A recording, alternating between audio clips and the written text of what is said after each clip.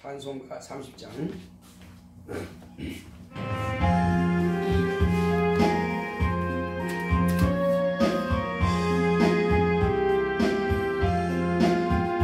아버지 하나님 하늘에 계시니 온천하 만민 주 앞에 찬송하네.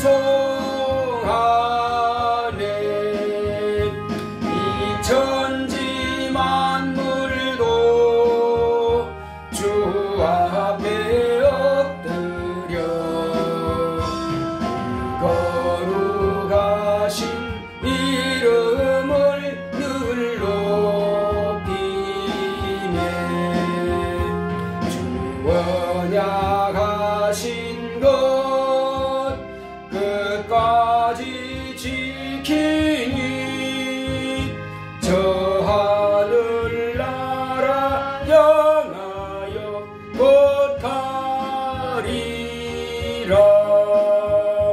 주 얼굴 배울 때 내 마음이 기쁘고 영원히 주의 영광을 찬양하리. 왕의 왕 되신 주 하늘에 계시니 이 세상 죄악 이기신 구주 예수. 저 천군 천사를 존귀하고서 성도 함께 영원히 늘 섬기네. 주 삼위일체께 승리한 무리들 다 기쁜 음성 높여서 감사드려.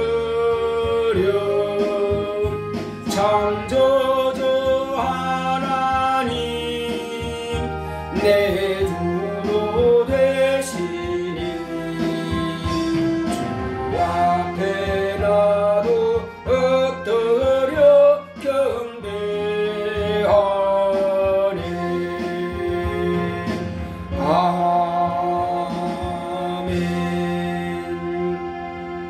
거룩하신 하나님 아버지, 오늘 이 시간도 아버지 앞에 성령과 진리로 예배하게 하시니 감사드립니다. 하나님 아버지께서 우리의 찬양과 경배를 받아주시니 감사드립니다. 오늘 이 시간도 하나님께서 주시는 그 신령한 만나로 우리 영혼의 은혜 받기를 원하며 오직 하나님께만 영광 돌리기 원하오니 하나님 아버지께서 영광 받으시옵소서.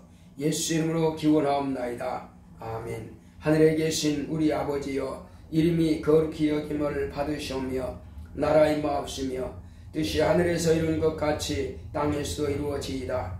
오늘날 우리에게 일용할 양식을 주옵시고 우리가 우리에게 죄 지은 자를 사하여 준 것 같이 우리의 죄를 사하여 주옵시고 우리를 시험에 들게 하지 마옵시고 다만 악에서 구하옵소서. 나라와 권세와 영광이 아버지께 영원히 있사옵나이다. 아멘.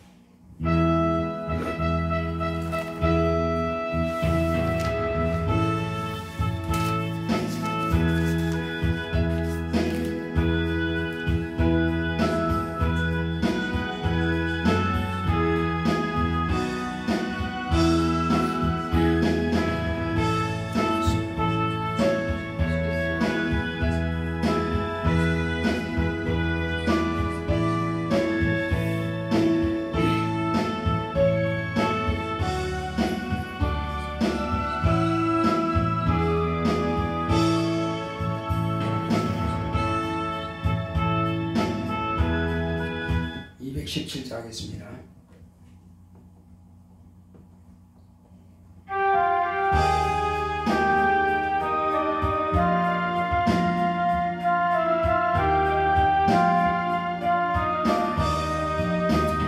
주님의 주님의 뜻을 이루소서. 고요한 종에 기다리니 진흙과 같은 날 빚으사 주님의 형상 만드소서. 주님의 뜻을 이루소서. 주님 발 앞에 엎드리니 나의 맘속을 살피시사 눈보다 희게 하옵소서. 주님의 뜻을 이루소서. 병들어 몸이 피곤할 때 권능의 손을 내게 펴서 새롭게 하여 주옵소서. 주님의 뜻을 이루소서. 온전히 나를 주장하사 주님과 함께 동거함을 만민이 알게 하옵소서. 아멘. 다 같이 앉으셔서 오늘 이 시간도 하나님께서 우리에게 주실 복을 사모하면서 주여 내 영혼을 축복하시고 아버지께서 내게 복을 주시옵소서 하시겠습니다. 고맙고 감사하신 아버지 하나님, 오늘 이 시간 주 예수의 이름으로 우리를 부르셨사오니 감사드립니다. 내 구주 예수여, 이 시간 주께서 나를 축복하사 하나님 아버지께서 주시는 복을 다 받아 누리게 하옵소서. 하나님 아버지여, 아버지께서는 자녀들에게 아낌없이 주신다 하셨사오니 오늘 우리 각자가 필요한 것들을 구할 때에 하나님 아버지께서 우리 영혼에 복을 주시옵소서. 하나님 아버지께서 우리에게 복을 주시려고 아브라함을 택하셨고 이스라엘을 택하셨고 또 그 약속하신 대로 메시아 예수 그리스도를 세상에 보내셨사오니 예수 그리스도는 이 땅에 아버지께서 주시는 복이 오니 이제 예수로 말미암아서 우리에게 주시는 복이 무엇인지를 우리가 확실히 알고 아버지의 마음을 알게 하여 주시옵소서. 하나님 아버지의 의지를 알게 하여 주시옵소서. 하나님의 의지를 확실하게 알고 하나님께서 우리에게 무엇을 원하시는지를 우리가 확실하게 알고 실천함으로 인하여서 하나님께서 우리에게 주시고자 하시는 그 복을 항상 받아 누리게 하여 주시옵소서. 늘 성령 충만함이 있도록 역사하여 주시옵시고 오늘도 주께서 우리에게 주시고자 하시는 그 복되신 말씀들이 우리 영혼에 충만하게 하여 주시옵소서. 오늘 주께서 종의 입을 주관하사 하나님의 거룩한 뜻대로 주의 말씀을 밝게 대언할 수 있도록 역사하여 주시옵소서. 오직 성령으로 충만하게 역사하시고 함께 하심을 감사하고 예수 이름으로 기도했습니다. 아멘.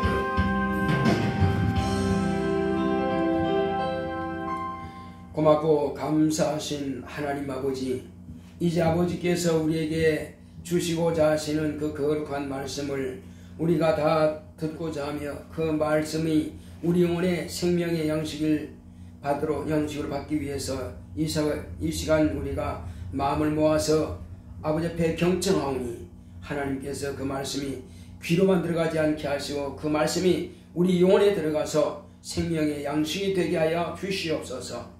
하나님의 은혜 가운데서 성령께서 우리 마음을 감동하사 그 말씀이 우리 영혼에 잘 정착이 되게 하여 주시옵소서.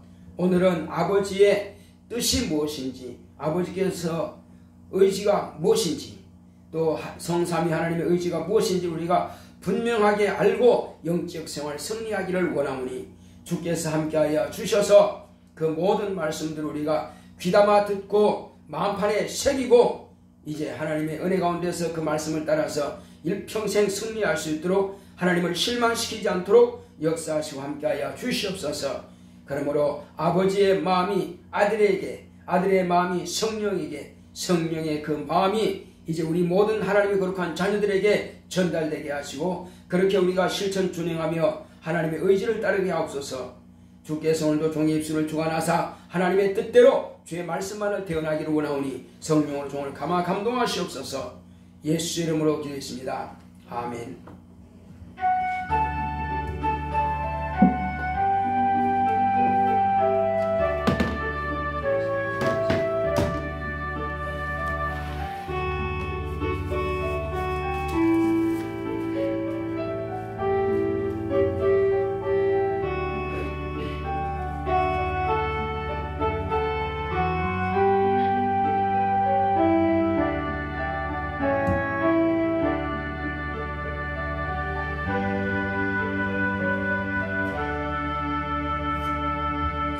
여호와는 나의 목자시니 내가 부족함이 없으리로다.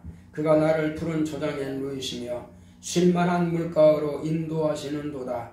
내 영혼을 소생시키시고 자기 이름을 위하여 의의 길로 인도하시는도다.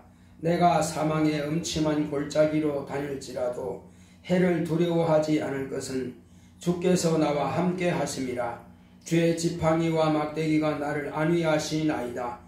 주께서 내 원수의 목전에서 내게 상을 베푸시고 기름으로 내 머리에 바르셨으니 내 잔이 넘치나이다. 나의 평생의 선하심과 인자하심이 정녕 나를 따르리니 내가 여호와의 집에 영원히 거하리로다. 아멘. 오늘 하나님의 말씀은 로마서를 보겠습니다. 로마서 9장 보겠습니다. 로마서 9장 6절로 33절까지 좀 길지만 우리가 같이 한번 읽도록 하겠습니다. 로마서 9장 6절로 끝까지 보겠습니다. 33절까지. 또한 하나님의 말씀이 폐하여진 것 같지 않도다. 이스라엘에게서 난 자들이 그들이 다 이스라엘이 아니요 또한 아브라함의 씨가 다 그 자녀가 아니라 오직 이삭으로부터 난 자라야 내 씨라 칭하리라 하셨으니 곧 육신의 자녀가 하나님의 자녀가 아니라 오직 약속의 자녀가 씨로 여기심을 받느니라. 약속의 말씀은 이것이라. 명년 이때에 내가 이르리니 사라에게 아들이 있으리라 하시니라. 이뿐 아니라 또한 리브가가 우리 조상 이삭 한 사람으로 말미암아 잉태하였는데 그 자식들이 아직 나지도 아니하고 무슨 선이나 악을 행하지 아니한 때에 택하심을 따라 되는 하나님의 뜻이 행위로 말미암지 않고 오직 부르시는 이에게로 말미암아 서게 하려 하사 리브가에게 이르시되 큰 자가 어린 자를 섬기리라 하셨나니 기록된 바 내가 야곱은 사랑하고 예수는 미워하였다 하심과 같으니라. 그런즉 우리가 무슨 말하리요? 하나님께 불의가 있느뇨? 그럴 수 없느니라. 모세에게 이르시되 내가 긍휼히 여길 자를 긍휼히 여기고 불쌍히 여길 자를 불쌍히 여기리라 하셨으니 그런즉 원하는 자로 말미암음도 아니요 다른 박질하는 자로 말미암음도 아니요 오직 긍휼히 여기시는 하나님으로 말미암음이니라. 성경이 바로에게 이르시되 내가 이 일을 위하여 너를 세웠으니 곧 너로 말미암아 내 능력을 보이고 내 이름이 온 땅에 전파되게 하려 함이로라 하셨으니, 그런즉 하나님께서 하고자 하시는 자를 긍휼히 여기시고 하고자 하시는 자를 강팍해 하시느니라. 혹 네가 내게 말하기를 그러면 하나님이 어찌하여 허물하시느뇨? 누가 그 뜻을 대적하느뇨? 하리니, 이 사람아, 네가 위기에 감히 하나님을 힐문하느뇨?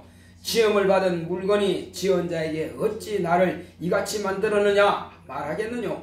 토기장이가 진흙 한 덩이로 하나는 귀 있을 것을 하나는 천이 있을 것을 만드는 권이 없느냐? 만일 하나님이 그 진노를 보이시고 그 능력을 알게 하고자 하사 멸하기로 준비된 진노의 그릇을 오래 참으심으로 관용하시고 또한 영광받기로 예비하신 바 긍휼의 그릇에 대하여 그 영광의 부유함을 알게 하고자 하셨을지라도 무슨 말하리요?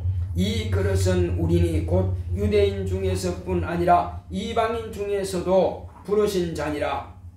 호세아 그래도 이르기를 내가 내 백성 아닌 자를 내 백성이라 사랑치 아니한 자를 사랑한 자라 부르리라. 너희는 내 백성이 아니라 한 그곳에서 저희가 살아계신 하나님의 아들이라 부름을 얻으리라 함과 같으니라.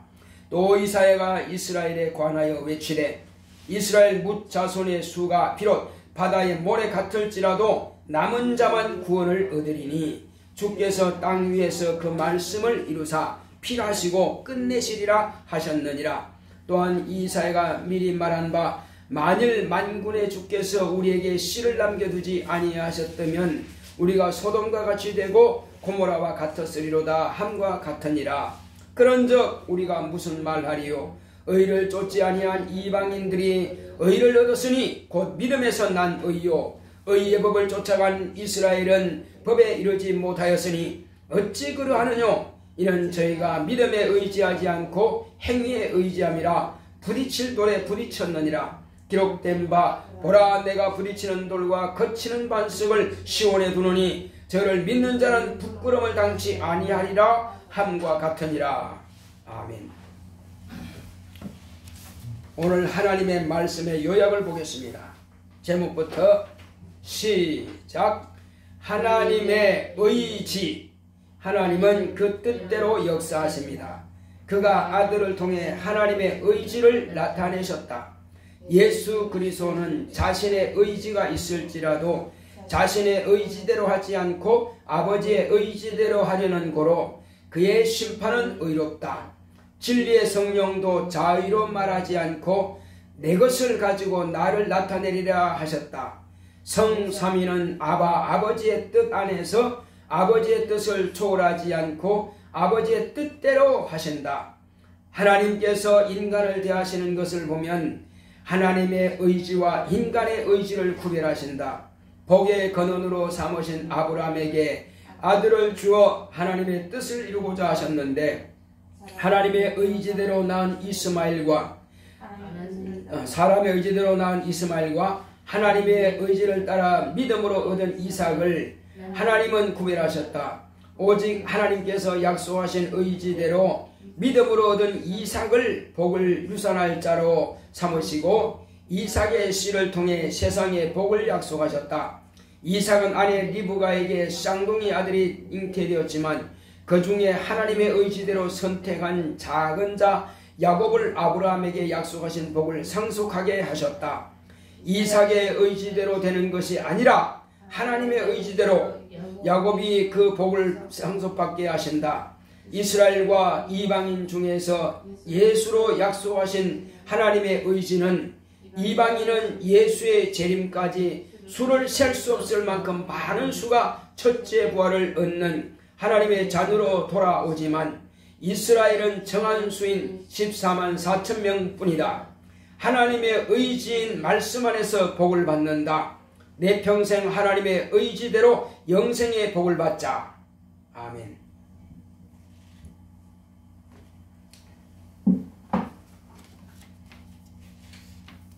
하나님은 그 뜻대로 역사하십니다. 자, 우리 하나님은 그 뜻대로 역사하신다. 한 번만 합시다. 시작. 하나님은 그 뜻대로 역사하신다. 하나님께서 이렇게 역사하시는 것을 가만히 보게 되면은 사람이 이렇게 해줬으면 좋겠다 한다고 해서 그렇게 따라 하시는 건 아닙니다. 때로는 예수님께서 이렇게 말씀을 증거하시는 거 보면은 누가 질문을 하지 않았는데도 대답하여 이러시되, 아니 아무도 질문한 적 없어요. 그런데 대답하여 이렇게 말씀하신다는 겁니다. 사람들이 궁금해하는 것, 묻고자 하는 것을 미리 다 아시고 대답을 하시는 거예요. 그래서 사람의 마음까지도 그분은 다 들여다보고 사람의 마음에 꼭 글씨로 기록해 놓은 것처럼 다 보고 계신단 말이에요. 네가 지금 무슨 생각을 하고 있고 네가 지금 나에게 무슨 질문을 하고자 하는 거, 그거 내가 안다는 것입니다. 자, 그런데 그런 질문을 따라서 대답하는 것도 있지만은 때로는 질문을 했는데 그 질문에 대한 대답이 아니라 다른 말씀을 또 하신단 말이에요. 그러니까 예수께서 입으로 내신 모든 말씀들은 사람의 의지와는 상관없이 당신이 하실 말씀을 하시는 것이고 당신이 하실 일을 하시는 거예요. 그것은 예수님뿐만 아니라 이스라엘의 하나님 여호와도 마찬가지였습니다. 그 이전에 하나님께서 세상에 나타내시기 이전에도 하나님께서는 그렇게 역사하셨습니다. 그것을 우리는 분명하게 알아야 됩니다. 하나님의 의지라 하는 것입니다. 우리가 지난주에 하나님의 말씀을 들은 제목이 뭐였죠? 하나님의 의였죠. 네. 하나님의 의. 그렇습니다. 오늘은 그래서 한자 더 붙여서 하나님의 의지. 그래서 하나님의 의가 무엇이다 하는 것을 우리가 지난주에 이제 배웠으니까, 그래서 그거 가지고 한 해 동안 우리가 배우고 듣고 이제 우리가 경험하고 또 평생을 가지기 위해서 그렇게 하나님의 의에 대해서 배웠습니다. 그렇다면 오늘은 이제 하나님의 의지, 이제는 하나님께서 본래 이런 분이라 하는 것을, 하나님의 의, 이런 분이라 하는 것을 우리가 알았으면은 그분이 이제 어떤 뜻을 가지고, 의지란 말씀과 뜻이란 말씀이 같은 뜻입니다. 자, 아버지께서는 어떤 뜻을 가지고 일을 진행하시느냐 하는 것입니다. 그래서 하나님 아버지께서는 먼저 의지가 있습니다. 내가 이렇게 하리라 하는 것을 의지를 가지고 있습니다. 그렇다면 아버지께서 가지신 그 의지를 누가 나타낼 수 있느냐 이겁니다. 아들이 세상에 오시지 않았다면 아무도 아버지 의지를 알 수가 없습니다. 그냥 신이 알아서 하시겠지, 피조물들은 그렇게 느낄 수밖에 없지, 그 아버지의 마음을 알 수가 없습니다. 아버지께서는 어떻게 일하시는지 아무도 알 수가 없어요. 그러니까 그 아버지의 의지를 나타내시는 분은 지금으로부터 약 2000년 전에 이 세상에 오신 아들만이 그 아버지의 의지를 알고 있어요. 그래서 아들이 이 땅에 오셔서 아버지의 의지를 나타내신 겁니다. 그래서 비로소 우리는 그 아버지의 의지를 알게 되는 것입니다. 그러므로 하나님의 아들이 이 땅에 오셔서 뭘 하느냐? 당신의 의지가 있습니다. 분명히 아들은 아들의 의지가 있어요. 그렇지만은 아들은 아들의 의지, 자기 의지대로 하기 위해서 이 땅에 오신 것이 아니라는 것입니다. 당신의 의지가 있지만 그것은 딱 그냥 놔두고 오직 아버지께서 아들에게 이렇게 하라 하시는 아버지 의지대로만 하신다는 것입니다. 그가 십자가에 못 박혀 죽는 것도 사람이 팔아서, 사람이 사서, 사람이 법정에다 넘겨서, 그리고 사람이 십자가를 지워서 사람이 채찍에 때려서 하겠지만은 그 모든 이루어지는 그 사건에 대해서는 이미 구약성경에 아주 상세하게 기록해 나왔어요. 이렇게 될 것이다. 그 사람들은 자기가 지금 무슨 짓 하는지도 모르고 하고 있습니다.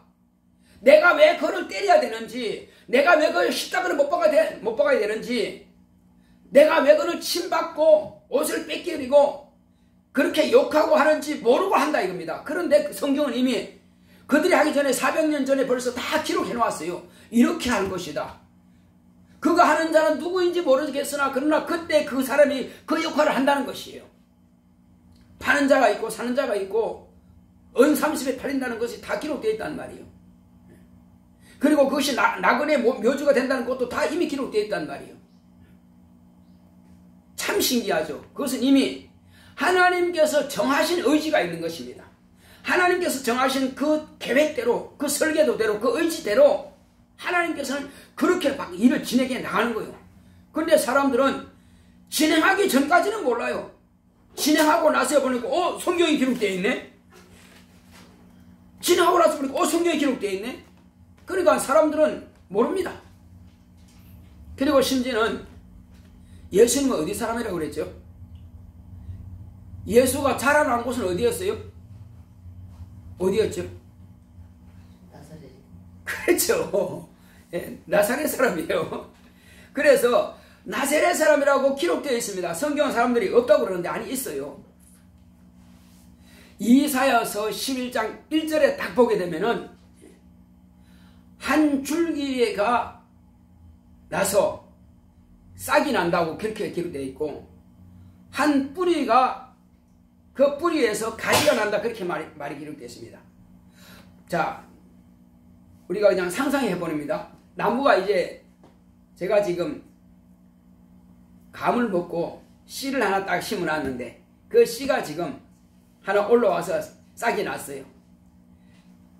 그 싹이 났는데 그 싹이 나면은 그 줄기 위에 뭐가 난다고 그랬어요? 방금 이사야서 11장 1절에 줄기가 나서 거기에 싹이 난단 말이에요. 그 줄기에는 밖에 드러나 있죠, 그죠? 줄기는 땅 위에 있는 것입니다. 싹도 보이죠? 그 보이는 줄기와 싹은 뭐냐면 아브라함과 다윗의 자손 예수 그리스도의 세계라고 마태복음 1장에 기록되어 있습니다. 근데 다윗의 자손 가운데에서 밖으로 드러난 이가 누구냐? 이 솔로몬, 다윗 자손 가운데서 솔로몬을 통해서 그 자손 대대로 나오는 것이 누구냐면 마지막 그 대에서 메시아가 오시는 마지막 대에서 누가 딱 나타나느냐면은 쓰임받는 요셉이 나타납니다. 요셉이 어떻게 쓰임받았습니까? 예수의 모친을 잘 섬기는 일에 쓰임받은 겁니다. 남편이긴 남편인데 누굴 섬긴다고요? 예수의 모친을 섬기기 위해서 혹시 예수의 모친과 아이가 헤롯 왕에게 죽임당할 것 같으면 그분을 모시고 어디로 갑니까? 애굽으로 피신해 가는 거예요. 그러니까 그 남편의 역할은 오직 섬기는 역할만 하는 거예요. 아내를 섬기기, 그 아이를 섬기기 위해서 존재하는 겁니다. 그리고 가정이라고 하는 그 울타리를 남편과 아내의 그 역할을 통해서 그 일을 하기 위해서 왜? 그 아이는 반드시 편모설화에서 자랐다 그런 말이 나오지 않게 위해서 그래서 가정을 이루기 위해서 반드시 남편이 필요했던 겁니다. 그러나 예수 그리스도는 사람 아비가 필요한 분이 아닙니다. 그렇지만 가정이라고 하는 그것이 반드시 있어야 되기 때문에 그래서 정원한 가정에다가 하나님 아들이 오죠. 자, 그러면 이 밖으로 드러난 사람이 누구라고요? 요셉이에요. 이제 줄기는 아브라함부터 시작해서 여기 이제 이 지금 그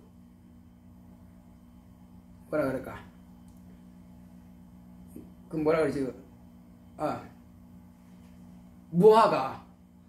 무화과 가지에다가 제가 이 휘무진을 했어요. 땅에 묶여 그러니까 뿌리가 내렸더라고. 그걸 잘라가지고 심었더니 오래된 잎은 다 떨어졌어. 죽은 것 같은데 계속 물을 주었더니 이제 여기서 줄기가 이것이 이제 지가 줄기가 된 거예요. 뿌리 내렸으니까. 그리고 잎이 여기 하나가 딱 나와 있어 지금. 꼭 이런 식이요. 요 잎이 누구라고요? 요 잎은 요셉이에요. 줄기 그러니까 아브라함과 다윗과 쭉 나왔는데 이 밖으로 드러난 것은 요셉이요. 그런데 그 뿌리는 누구냐? 뿌리에서 가지가 나온단 말이에요. 뿌리에서 가지. 그 나지르라 그래요. 가지를 나지르라 그러는데 뿌리에는 이제 다윗 다윗의 자손인데 그 자손은 밖으로 드러나지 않습니다. 아무도 왕이 된 적이 없고요. 특별하게 어떤 그런 나라에서 어떤 큰 일을 한 사람이 없어요. 그렇지만 다윗 자손이에요. 다윗의 자손 가운데서 누가 나오냐? 마리아가 나왔어요. 그리고 마리아를 통해 그 가지를 통해서 누가 나왔죠? 예수 그리스도가 비로소 나타나시는 거예요. 그래서 나지르, 그래서 나사렛이나 나지르는 같은 말이에요. 그래서 나사렛이라는 말은 없지만 나지르라고 하는 그 가지란 뜻이 이사야서 11장 1절에 기록되어 있습니다. 그러니까 사람들은 일반적으로 볼 때에 자 그리스도가 어디서 나겠느냐 하고 헤롯 왕이 물었단 말이에요. 그때 사람들이 뭐라 했어요? 법을 알고 연구하는 서기관들과 제사장들 이런 사람들이 뭐라 그랬어요? 그 왕은 반드시 어디에서 난다고 그랬어요? 자, 다윗이 살던 그곳 유다 베들레헴에서 난다고 그랬어요. 그러니까 베들레헴에서 그 아이가 있으면은 그 아이를 죽이면 이제 헤롯이 자기 보좌가 보존되는 겁니다. 그래서 헤롯이 어디 사람? 거기 있는 사람 아이를 다 죽였습니다. 2살 아래로 싹 다 죽였어요. 그렇지만 이미 하나님께서는 그 아들을 애국으로 피신시켜냈으니까 이미 그 나라에 없습니다. 죽여도 소용없는 거예요. 그래서 자라나기를 이제 나지르, 그 가지라고 하는 그곳이 바로 예수의 모친 마리아가 그곳에서 자라난 곳이에요. 그곳에서 성장한 곳이에요.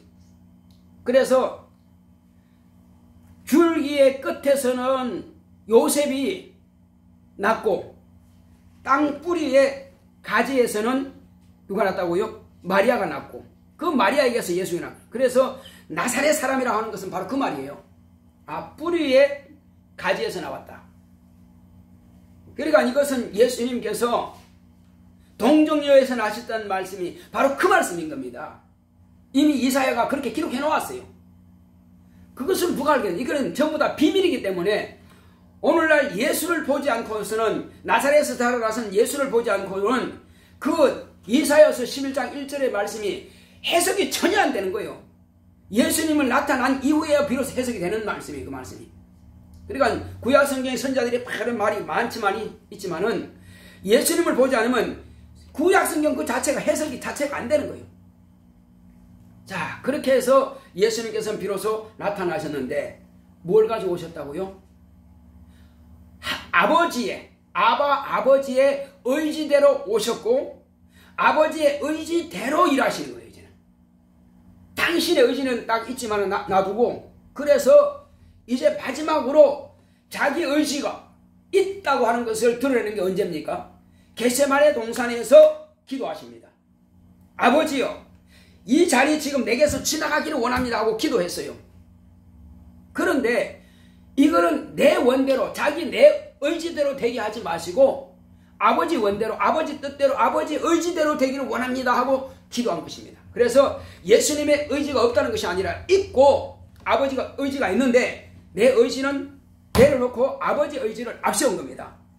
그러니까 아버지께서는 아버지 의지대로 그냥 가는 거예요.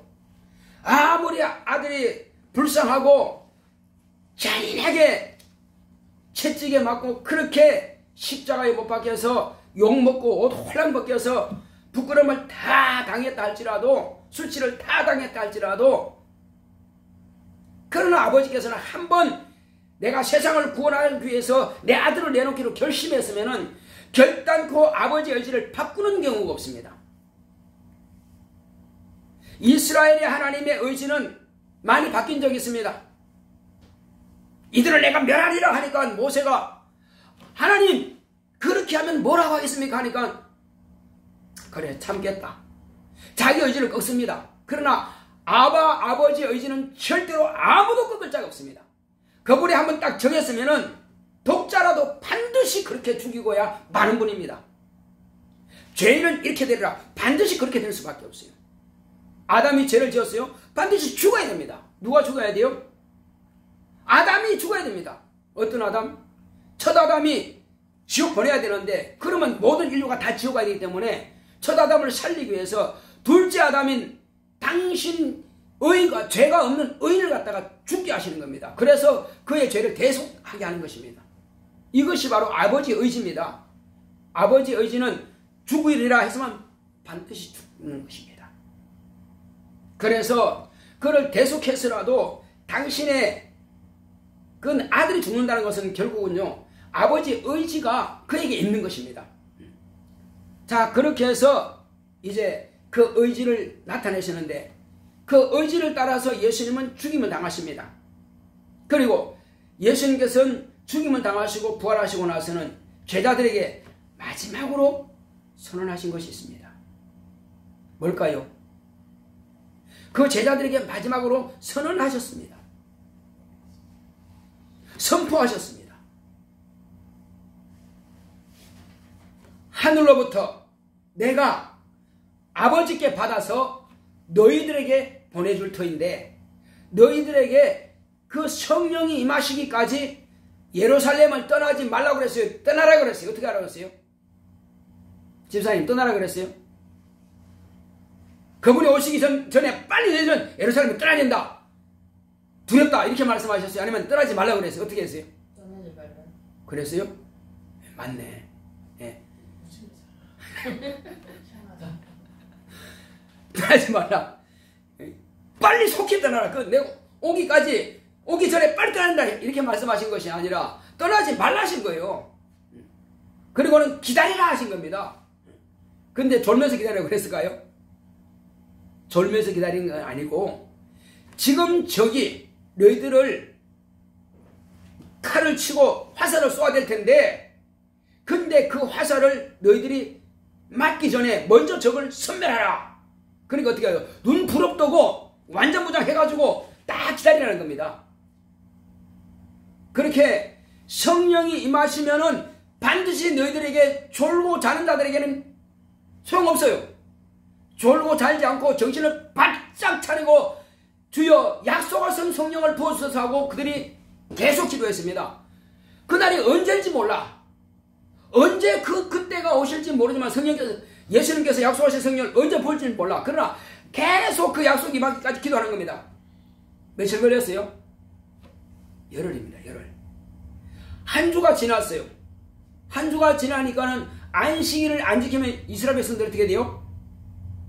그건 이스라엘 종교에서 그냥 떨어지는 거예요. 너는 더 이상 이스라엘 종교인이 아니야. 구약 성경이 안식을 범했다. 그럼 돌로 패 죽이라 그랬어요.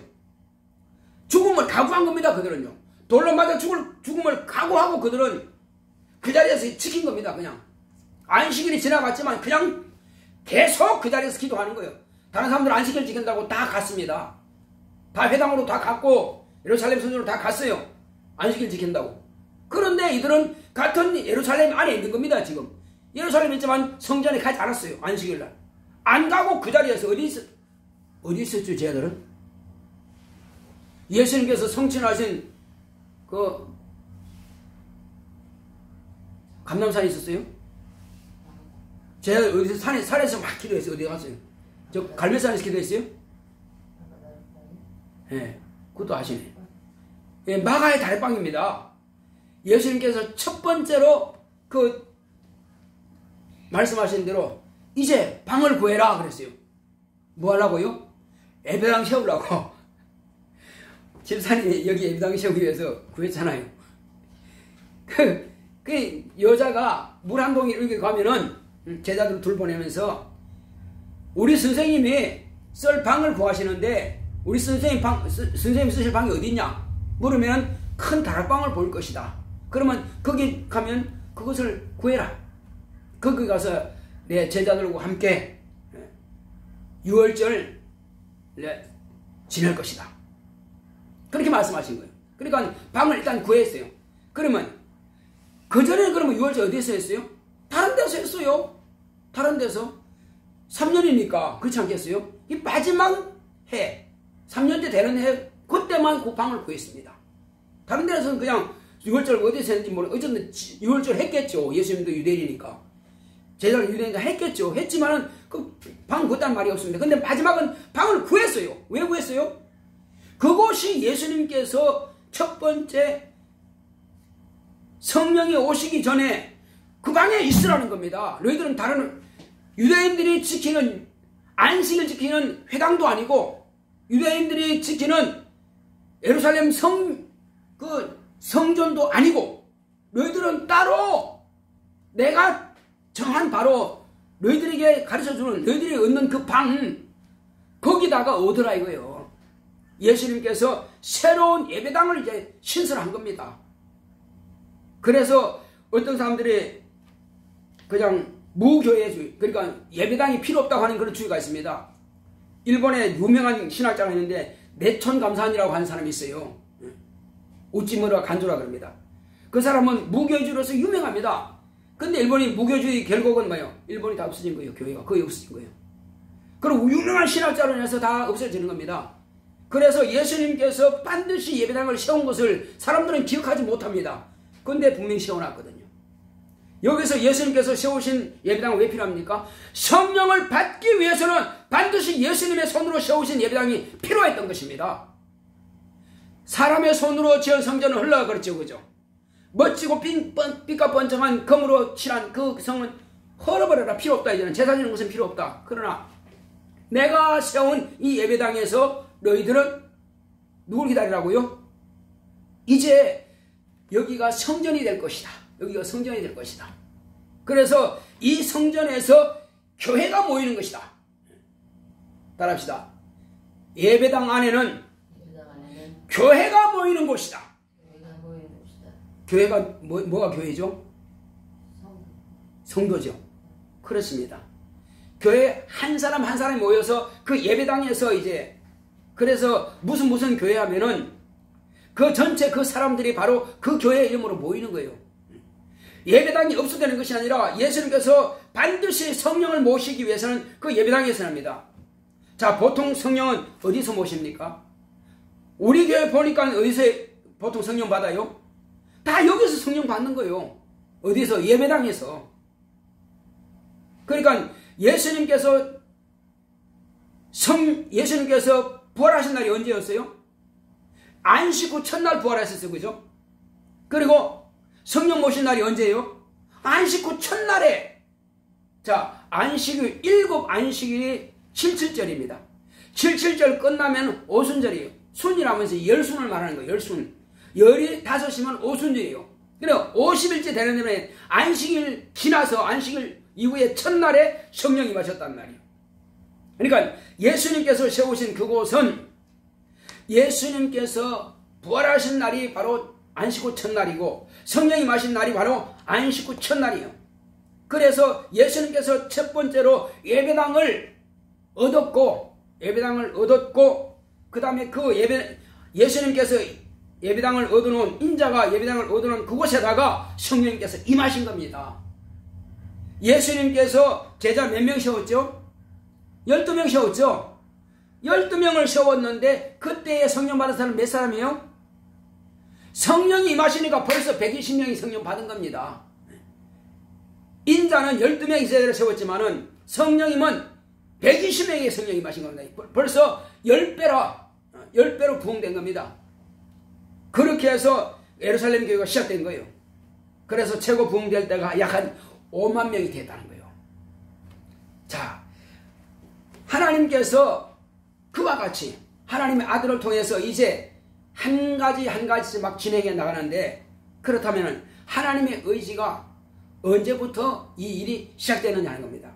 하나님의 의지는 먼저 창조부터 시작됐겠죠. 그런데 구체적으로 인간 구원의 역사에 대해서는 언제부터 시작되느냐면 이 인간 구원 역사는 하나님께서 아브라함을 택하심부터 시작되는 것입니다. 왜? 아브라함을 택하시면서 뭐라고 말씀하시길래? 바로 내 씨가 대적의 문을 얻을 것이고 내 씨가 천하 만민의 복이 될 것이다 했습니다. 따라합시다. 내 씨가 대적의 문을 얻을 것이고 내 씨가 천하 만민의 복이 될 것이다. 바로 그렇습니다. 예수님께서 오셔서 마귀가 가지고 있는 것이 뭐냐면 율법이라고 하는 사망 권세를 가지고 있습니다. 율법은 사망의 법이에요. 죄와 사망의 법이 율법입니다. 그 율법을 가지고 인간을 지배하고 있었던 거예요. 그런데 율법을 하나님의 아들이 오셔서 다 잃어버렸네. 죄가 없는 의인이 율법을 다 잃어버렸습니다. 그러니까 마귀가 이제 할 게 있어요, 없어요? 이미 하나님 아들에서 다 일어나버렸으니까. 그래서 생명이 사망을 삼켰다고 그랬어요. 사망이 생명에게 삼킨 바 되었다고 그랬어요. 마귀가 가지고 있는 이 법은 율법인데, 율법과 양심인데, 예수님께서 하늘에서 오셔서 이 법을 갖다가 다 잃어버렸으니까 마귀는 더 이상 가지고 주장할 게 없어요. 그러니까 마귀는 그냥 아무 힘이 없이 무결투했습니다. 예수님으로부터 마귀는 잡혀버린 겁니다. 생명이 삼킨 거가 됐어요. 그리고 예수님께서는 이제 다 잡아버리고 예수님께서는 처음 약속하신 대로 하나님께서 지내가는 것을 보게 되면은 여기 기록된 대로 로마서 9장 6절부터 33절째로 기록된 말씀처럼 먼저 아브라함을 하나님께서 택하셨어요. 그 고향에 있는 아브라함을 이끌어내가지고 너는 본토 친척 아버지 집에 떠나라! 내가 지시할 땅으로 가라! 아니 지시하면 내가 그리 갈 거예요. 이렇게 묻지 않고 내가 네 발을 인도하겠다는 말이에요. 내가 네 발걸음을 인도하겠다 하고 하나님께서 발걸음을 인도하여 도착한 곳이 바로 가나안입니다. 그리고 네가 종으로 행하여 보라. 내가 너와 내 자손에게 이 가나안 일경을 다 주겠다는 것입니다. 네가 보는 눈은 다 네 것이 된다는 것입니다. 네 자손의 것이 된다는 것입니다. 그렇게 해서 아브라함이 행했던 모든 것을 다 하나님께서 약속의 땅으로 주신 것입니다. 그리고는 이제 하나님께서 아브라함을 택하실 때에 그때가 75세가 되었습니다. 그때에 아브라함을 택하시고 말씀하시기를 내가 너에게 자손을 주겠다. 네 자손이 하늘의 별처럼 바다의 모래처럼 많게 하겠다. 약속하셨습니다. 그런데 80이 되어도 아들이 없네. 85세가 되어도 아들이 없네. 그래서 그 아내가 볼 때 하나님께서 나에게 씨를 주지 않으니까 이제 아브라함과 아내 사레가 작당을 하는 겁니다. 무슨 작당했어요? 애 낳는 작당한 겁니다. 하나님의 약속의 말씀을 믿은 거예요? 안 믿은 거예요? 지금? 안 믿은 거죠? 인간의 방법을 한번 써보는 겁니다. 자기 아내하고 아브라함이 사람의 방법을 한번 써보는 거예요. 그래서 아내가 주는 하갈 여종을 갖다가 남편 줘가지고 씨를 얻었죠. 근데 하나님께서 그 씨를 썼어요? 안 썼어요? 안 쓰는 겁니다. 사람의 의지대로 하는 것은 하나님께서 쓰지 않습니다.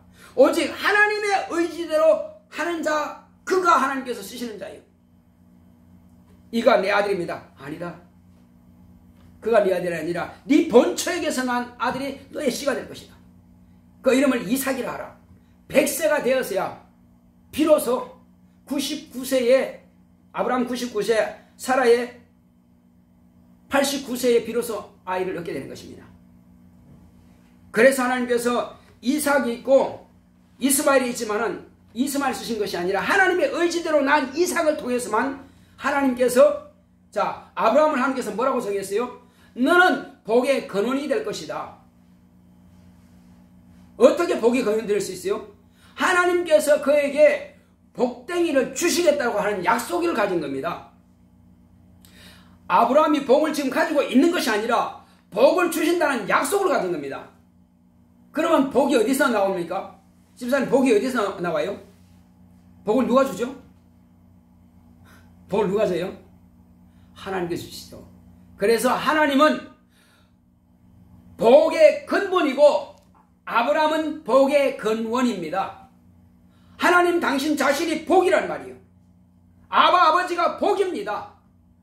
그래, 아버지께서 복을 주시겠다고 아브라함에게 이제 너를 통해서, 너로부터 출발해서 복의 근원이 될 텐데, 네가 그 복을 준다는 그 약속을 받았으면은 네 자손에게도 내가 그 복을 유산하도록 하겠다. 근데 이스마엘이 아니고 누구를 한다고요?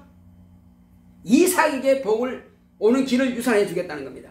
그리고 자, 이삭도 마찬가지요. 이삭은 자기가 이제 자기 아버지 아브라함으로부터 복이라고 하는 것을 약속을 받은 겁니다. 그러면 그도 또 자손이 있잖아요. 그는 쌍둥이 아들, 하나는 야곱이고 하나는 예수입니다. 쌍둥이 아들을 아내가 잉태했는데, 그런데 하나님께서 뭐라고 그랬어요? 이삭은 장자 승계 원칙을 따라서, 그때 풍습이 그랬습니다.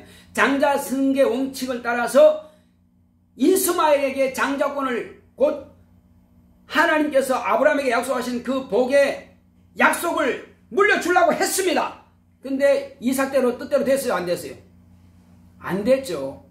하나님께서 야곱에게, 아직 나기도 전에 야곱에게 하나님께서 택하신 겁니다. 이 야곱을 통해서 내가 복을 약속하겠다. 그래서 야곱을 통해서 복을 약속한 겁니다. 그럼 야곱은요, 12아들이 있습니다.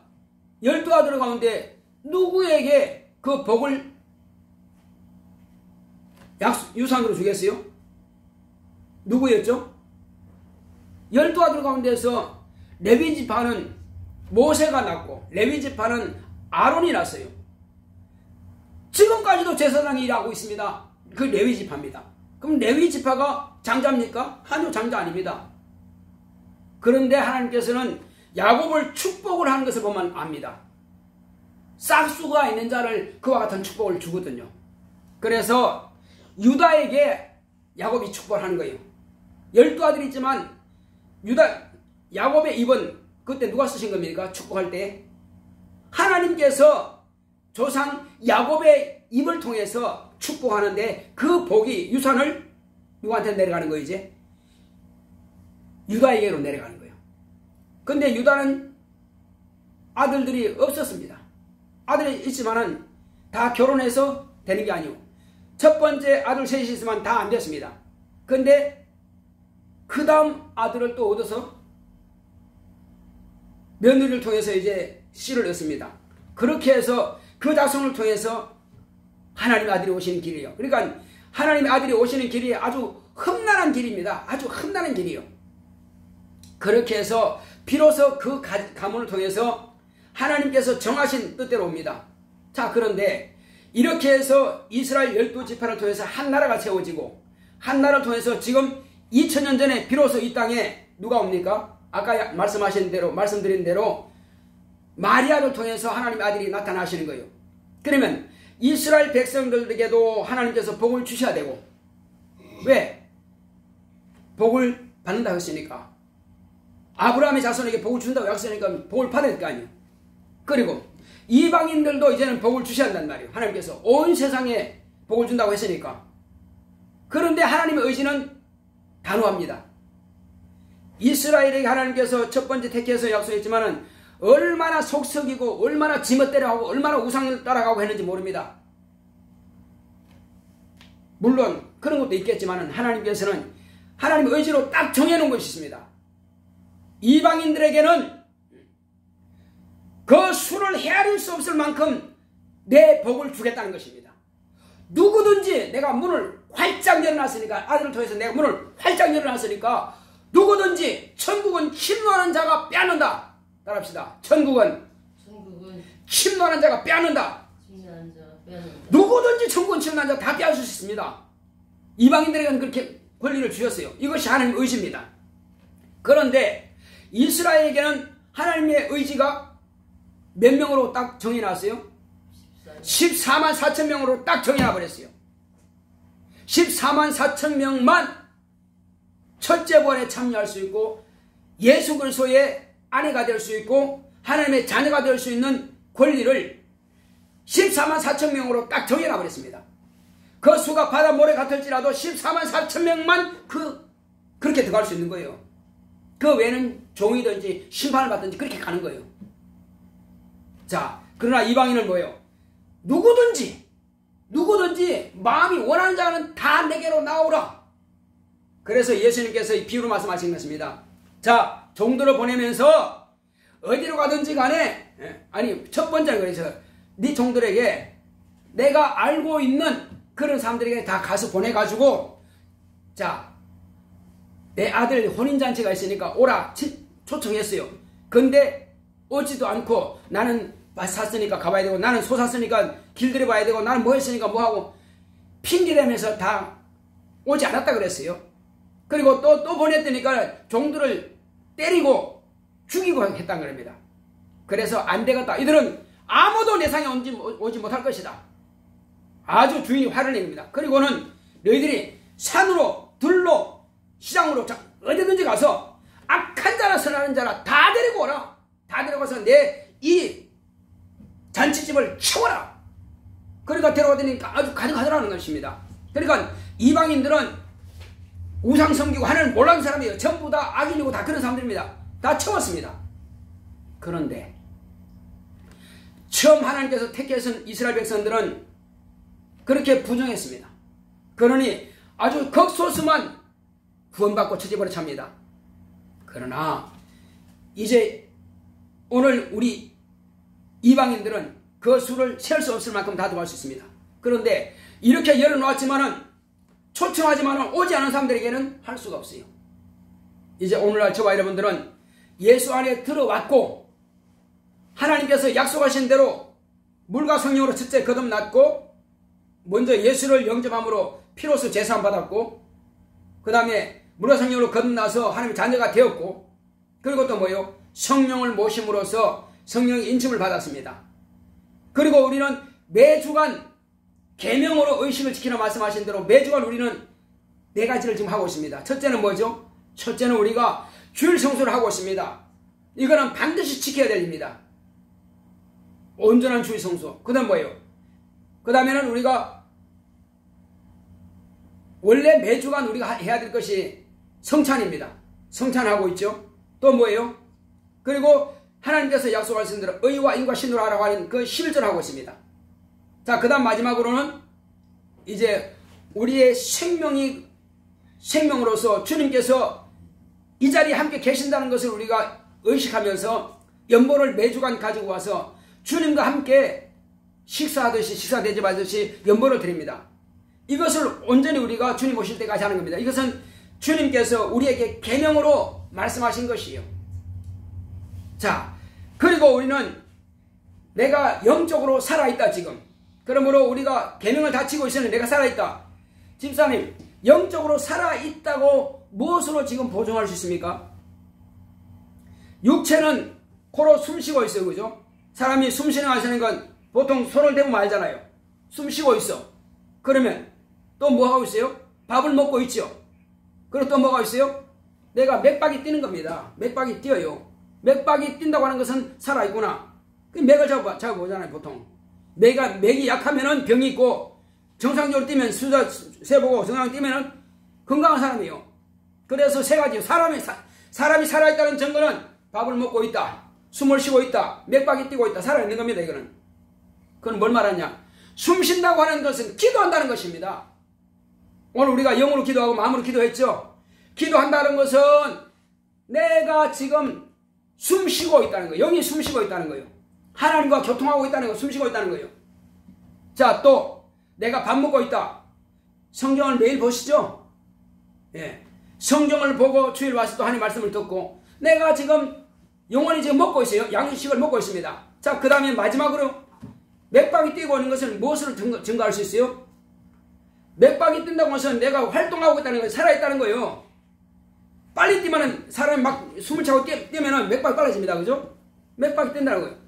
그것처럼 맥박이 뛰는 데가 내가 움직이고 있다는 거예요. 움직인다는 것은 바로 말씀을 내가 간증한다는 거예요. 내가 이와 같이 내가 살아있다. 어떻게 살아있느냐? 영이 살아있는 것은 이와 같이 이렇게 살아있다고 하는 것을 남들에게 내가 살아있는 사람들답게 운동하든지 함께 일을 하든지 하는 것처럼 육체가 하는 것처럼 영이 일을 할 때에 비로소 살아있는 사람의 존재감이 나타나는 거예요.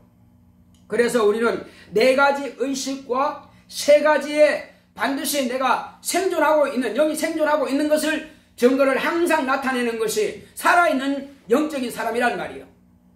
그래서 오늘 하루도 저와 여러분들은 기도와 말씀과 또 간증을 통해서 내가 오늘도 살아있다는 증거를 하나님 앞에 보이고 사람들 앞에 보이시는 저와 여러분 되시기를 예수님으로 축원합니다. 아멘. 이 시간 기도합시다. 기도할 때 주여 내가 매일 살아있는 증거를 내게서 나타낼 수 있도록 다 같이 기도하십니다. 고맙고 감사하신 아버지 하나님 감사드립니다. 하나님 아버지여 내가 과연 지금 살아있는 사람이라면 확실하게 살아있는 증거를 나타낼 수 있도록 주께서 함께 하시고 역사하여 주시옵소서. 하나님 아버지여 정말로 형식적으로 하는 것이 아니라 실질적으로 내가 살아있는 그 증거를 나타내 보일 수 있도록 역사하시고 함께하여 주시옵소서. 하나님 은혜 가운데서 늘 이기고 승리하는 자 될 수 있도록 역사하시고 주 예수여 원수는 할 수만 있으면은 하나님의 의지대로 하지 못하게 합니다. 자꾸만 육체의 의지대로 하게 합니다. 주 예수여 내가 살아있다면은 하나님의 의지대로 내 영이 살아있는 증거를 나타낼 수 있도록 역사하여 주시옵소서.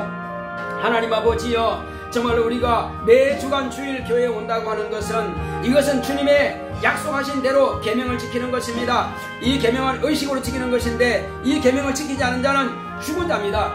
그러므로 우리가 매 주간 첫째 날 주님 앞에 나와서 주님께서 부활하신 날에 내가 살아있다는 증거로서 이와 같이 정말로 온전하게 주일 성수를 하며 또 나는 하나님께 속한 자 하나님께 돌아온 자라고 하는 표로서 11절을 또한 드립니다. 또한 아버지 하나님의 은혜 가운데서 내가 정말로 매주간 주님 앞에 나와서 항상 우리는 이와 같이 성찬을 해야 되지만은 그러나 매월 첫 주에 우리는 이와 같이 성찬을 통해서 예수님의 피와 예수님의 살이 예수님의 생명이 내 안에 있음을 또 이와 같이 정말 성찬을 통해서 고백하고 기념합니다. 그리고 우리가 또 연보를 드림을 통해서 정말로 하나님께서 나와 함께 하시고 내가 주님을 대접하는 그런 마음을 가지고 거룩한 성일의 연보를 드립니다. 하나님 아버지 우리는 이와 같이 정말로 주님께서 명하신 그 명령 따라서 계명을 따라서 우리는 이와 같이 네 가지의 계명을 실천하는 가운데 있사오니 또한 우리가 매일매일 우리가 할 것은 내가 매일 성경 말씀을 상고하고 그러므로 하나님 말씀을 먹는 것과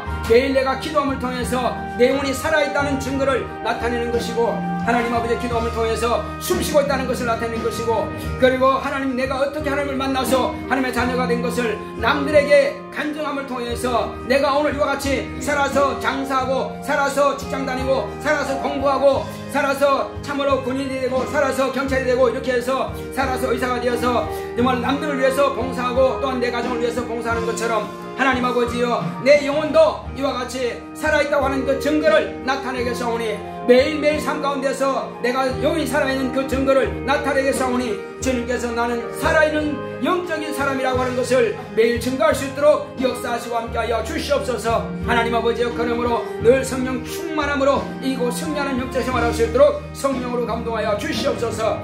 주께서 함께하심을 감사하고 예수 이름으로 오겠습니다. 아멘. 431장 성경 드리겠습니다.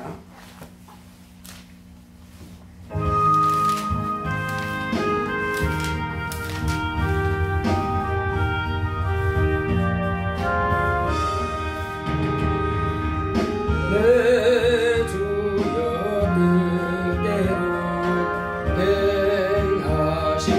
행하시옵소서.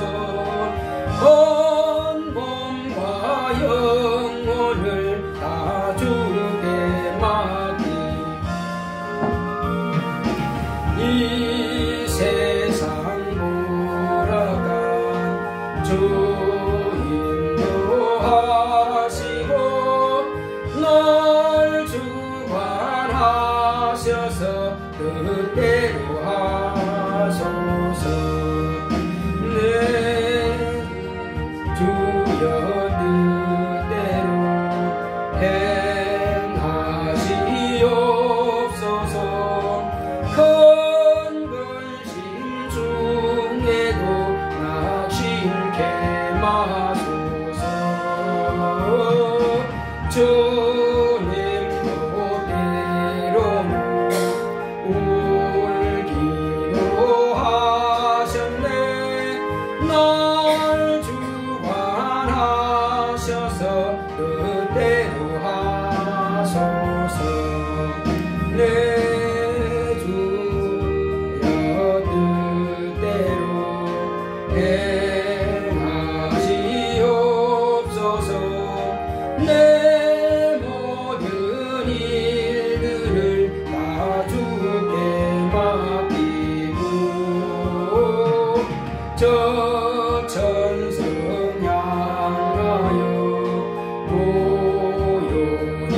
가리니 살든지 죽든지 그대로 하소서.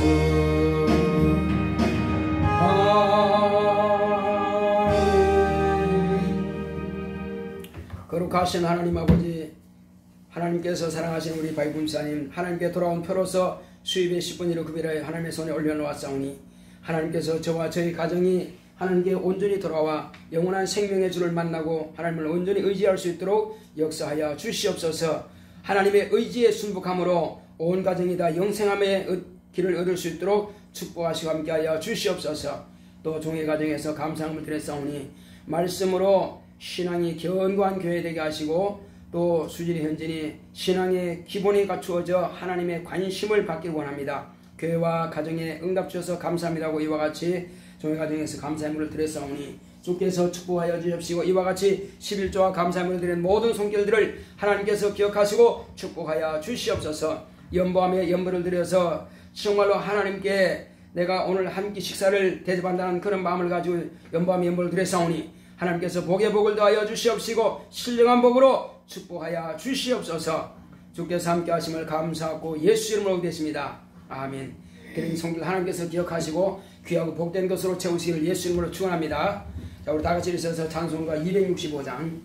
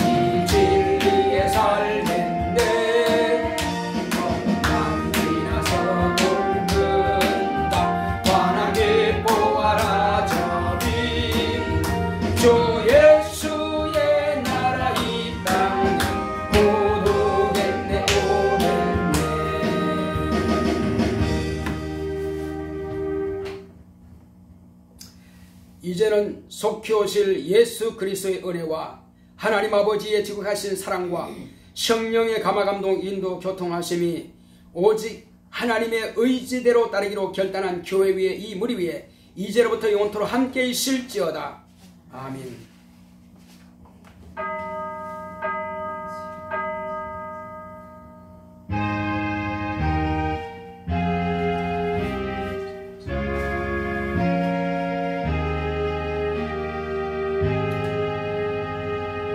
하나님의 의지대로 영생의 복을 받읍시다.